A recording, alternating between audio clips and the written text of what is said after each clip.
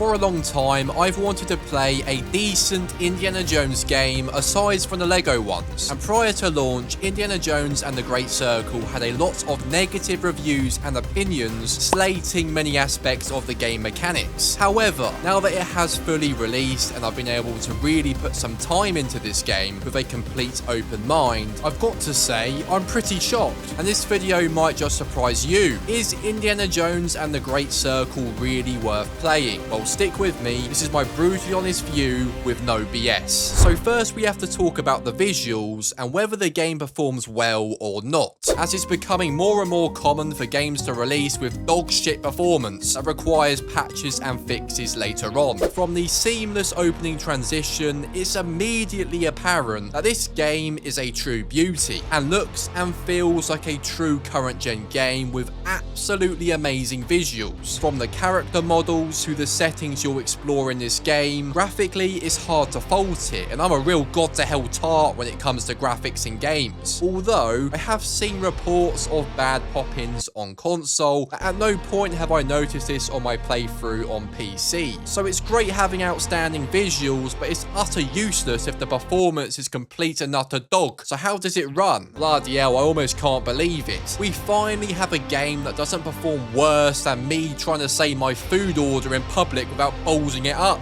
Can I get a cheeseburger, please? All right.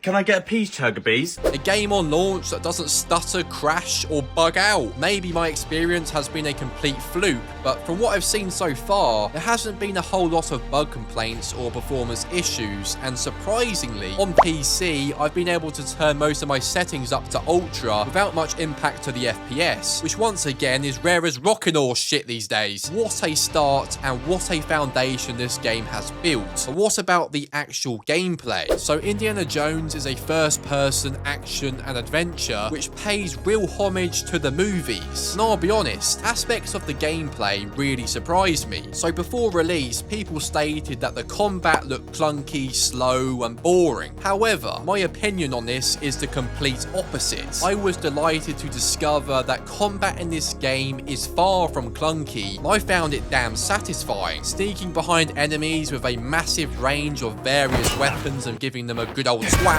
is very enjoyable, and the animations are decent. When you do enter full-on combat such as fist fighting, yes, it's not the best you've ever seen, but it's also not terrible. And I love the fact you can use your whip during combat, and parrying and full-on attacking enemies works pretty well. In no way did it ever feel clunky or boring to me. As for the gunplay, I'll admit, I didn't really find myself using guns so much, as I prefer to just approach missions in a stealthier way, using objects to take out enemies instead. Gunplay is fine though, and it does what it needs to do. I just didn't really ever feel the need to use guns when I've got a whip and an old Bince broomstick to deliver a raw battering with. I mean, this ain't Call of Duty, so it's alright me saying I play this game in a stealthy manner most of the time. But what are the stealth mechanics actually like? Is it actually enjoyable for once instead of it being completely broken like in games such as Starfield? Well, my neighbour's been thanking me lately for not hearing bangs which sound like bombs going off on a regular basis, and this is because stealth is pretty much perfect and it works exactly like it should do. Enemies don't somehow know where you are 100% of the time, like you've delivered about 80 turds into your cax. If someone sees you, you'll notice a little whirligig that will begin to fill up the more you stay in their line of sight. If you're a dumbass and don't move, then they blast your tits off. It's completely fair, and the AI even acts intelligent at times. For example, if you're above them and they hear something moving about, they actually attempt to look up and see what the shit the noise is. I honestly love the stealth. It's so refreshing and miles better than recent games such as Starfield or even Star Wars Outlaws. And I do realise they are completely different games, but it's still worthy of the comparison. This is exactly how the stealth should be, and I really enjoy smacking out the whip or demolishing a nearby object on the nearest knobhead. Speaking of the whip, which is arguably Indy's most important piece of kit, what are you actually able to do with it? Well, aside from giving giving enemies a harder whip than a prosty on a Saturday night, you can use this little baby for a number of things. One of its main uses is platforming, and thank you. It's amazing to finally play another game that doesn't have platforming more frustrating than trying to force out a shit when you're running late.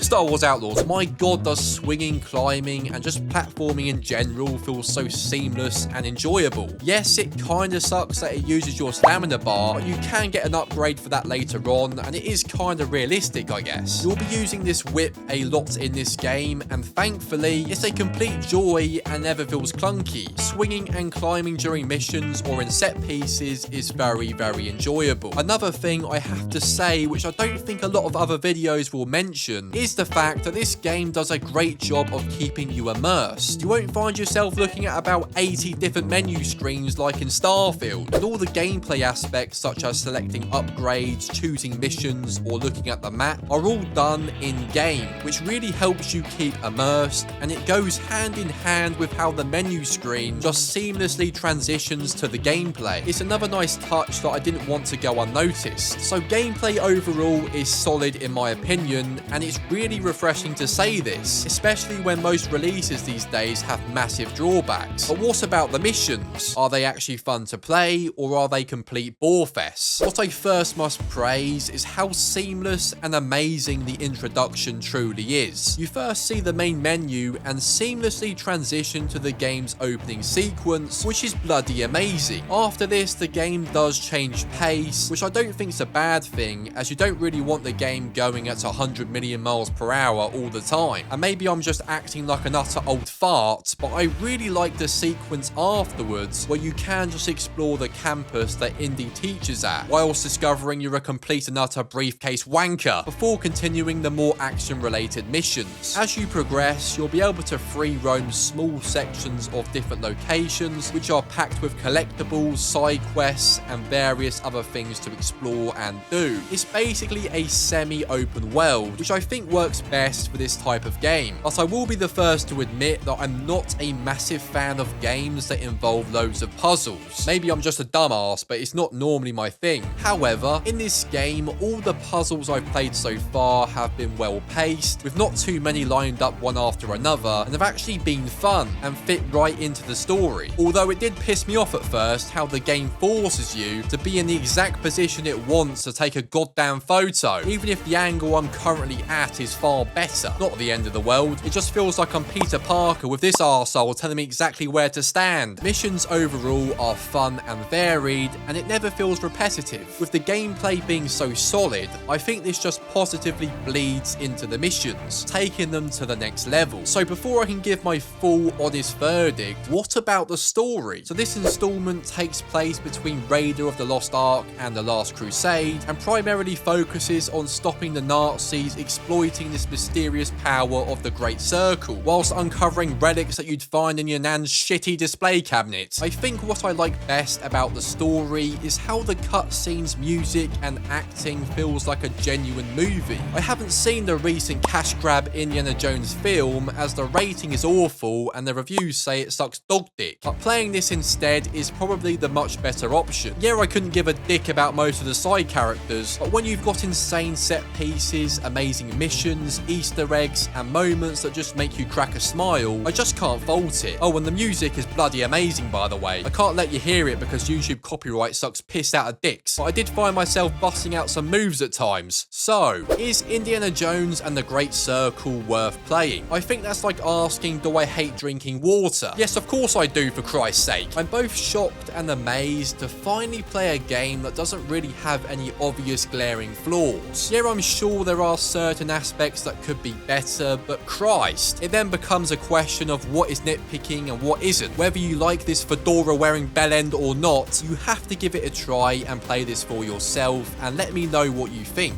It's 100% worth playing, and better yet, it's on the Game Pass, so it's a stonewall yafta. As always, let me know your honest thoughts in the comment section down below and whether you agree or not. And to find out 8 reasons why you need to play Watch Dogs 2 in 2024, that's right, Watch Dogs 2, this is going to really surprise you. Make sure to click the card on screen, you don't want to miss this video. Thank you for watching as always, and I'll see you next time.